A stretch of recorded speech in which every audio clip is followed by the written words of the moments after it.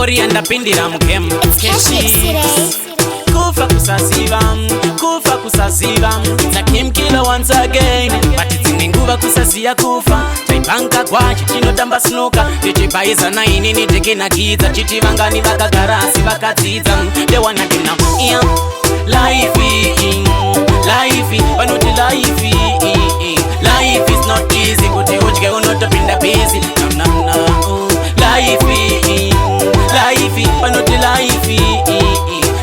is not easy usarisi kubatika saka tenda Mwari nasiwa jasadza neminzi wetenda Mwari nasiwa riseva nepinzi aripo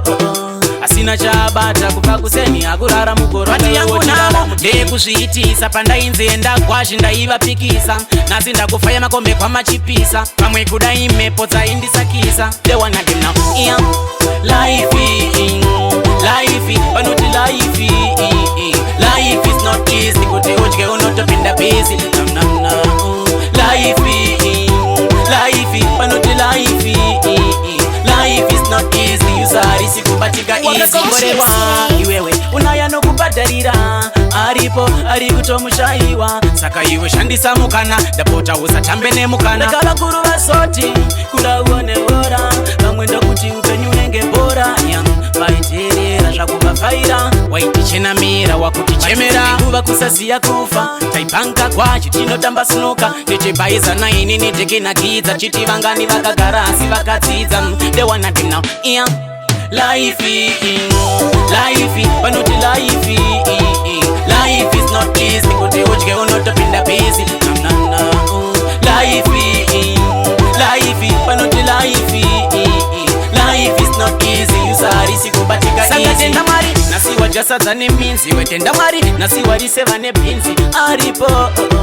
asina chabata kubva kuseni akurara mukorati yangu namo ndekuzviitisa pandainze ndagwazhi ndaivapikisa nasi ndakufaya makombe kwamachipisa pamwe kudai mhepo dzaindisakisa they wanna do now yeah. Life vanoti life is not easy kuti udye unotopinda busy life vanoti life is not easy usarisi kubatika easy